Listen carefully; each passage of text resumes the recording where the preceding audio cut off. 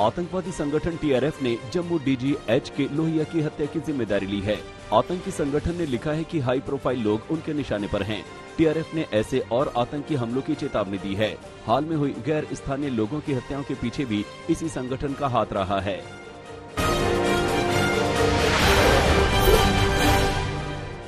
जम्मू के DG jail का कत्ल घर के अंदर ही कर दिया गया। उनका गला रेता गया और शरीर पर जलने के निशान भी मिले। रामबन का रहने वाला घरेलू नौकर यासिर फरार है, जिस पर हत्या का शक है। उनके घर का रेनोवेशन चल रहा था, लिहाजा वो अपने दोस्त के घर पर रह रहे थे। हेमंत लोहिया 1992 बैच के आईपीएस अफसर थे। अगस्त में ही उनकी तैनाती डीजी जेल पद पर हुई थी।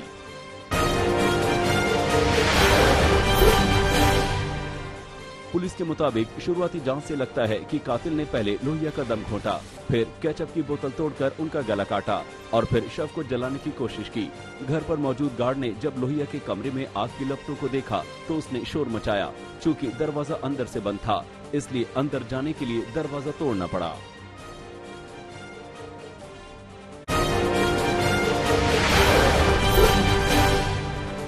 तीन दिनों के जम्मू कश्मीर दौरे पर पहुंचे गृह मंत्री अमित शाह आज राजौरी में एक जनसभा करेंगे। इसके साथ अमित शाह जम्मू के रघुनाथ मंदिर में दर्शन करेंगे। साथ ही जम्मू में कई विकास परियोजनाओं की शुरुआत भी करेंगे। शाम में अमित शाह श्रीनगर के लिए रवाना होंगे और अगले दिन बुधवार को बारामूला में जनसभा को संबोधित करेंगे। जम्मू कश्मीर से अनुच्छेद 370 हटाए जाने के बाद अमित शाह का 3 साल में ये दूसरा दौरा है।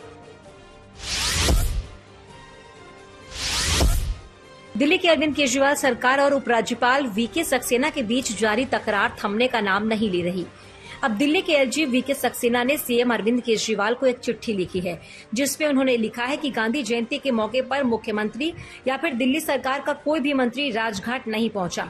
न ही लाल बहादुर शास्त्री की समाधि पर सीएम केजरीवाल या कोई मंत्री आया। इस पर एलजीवीके सक्सेना ने ऐतराज जताया है।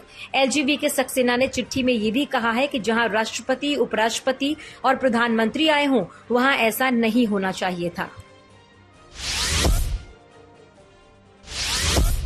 अरविंद केजरीवाल को लिखी गई उपराज्यपाल वीके सक्सेना की चिट्ठी का डिप्टी सीएम मनीष सिसोदिया ने जवाब दिया। सिसोदिया ने एक ट्वीट किया कि अगर बीजेपी वाले गांधी जी, शास्त्री जी के दिखाए रास्ते पर चलकर स्कूल बनवाते, किसानों के लिए कुछ करते तो ज्यादा अच्छा होता।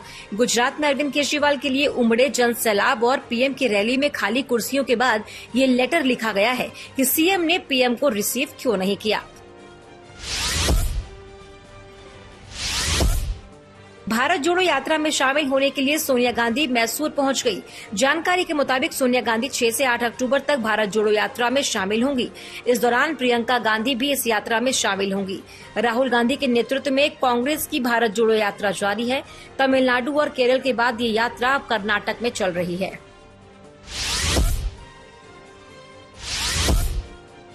देश के नए chief of defence staff lieutenant general retired Anil Chauhan की सुरक्षा बढ़ा दी गई है। गृह मंत्रालय ने सीडीएस को Z+ कैटेगरी की सुरक्षा प्रदान की। जानकारी के मुताबिक अब उनकी सुरक्षा में दिल्ली पुलिस के जवान भी तैनात रहेंगे। ये फैसला आईबी की रिपोर्ट के आधार पर लिया गया है।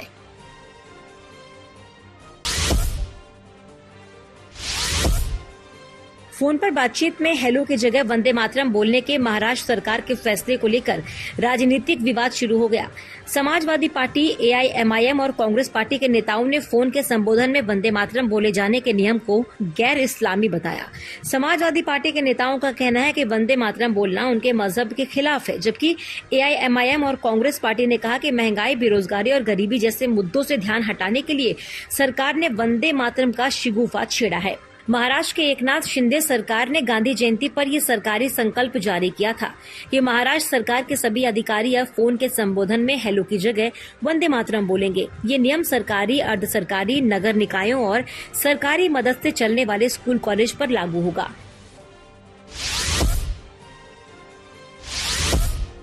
भारतीय वायुसेना में सोमवार को स्वदेशी रूप से निर्मित 10 हल्के लड़ाकू हेलीकॉप्टर LCH शामिल हो गए।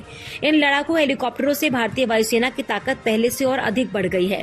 रक्षा मंत्री राजनाथ सिंह और वायुसेना प्रमुख air chief marshal VR Chaudhari की उपस्थिति में जोधपुर में एक समारोह में हेलीकॉप्टर को भारतीय वायुसेना में शामिल किया गया।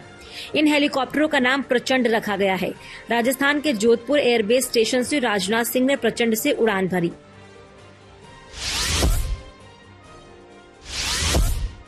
ईरान की राजधानी तेहरान से चीन के ग्वांगझू जा रहे महान एयर के विमान की सुरक्षित लैंडिंग हो गई। एयरलाइंस के मुताबिक विमान में बम की खबर गलत थी। इस विमान ने भारत में आपात लैंडिंग की इजाजत मांगी थी, जिसकी इजाजत नहीं मिली। यूपी के पूर्व मुख्यमंत्री और समाजवादी पार्टी के संरक्षक मुलायम सिंह यादव की हालत में कुछ सुधार हुआ है। डॉक्टरों ने उन्हें वेंटिलेटर से हटा दिया है। बताया जा रहा है कि रविवार रात मुलायम सिंह यादव की डायलिसिस हुई थी, जिसके बाद उनकी हालत में कुछ सुधार हुआ। चुनाव आयोग ने सोमवार को महाराष्ट्र, हरियाणा, बिहार, तेलंगाना, ओडिशा और उत्तर प्रदेश की 7 विधानसभा सीटों पर उपचुनाव की तारीखों की घोषणा कर दी।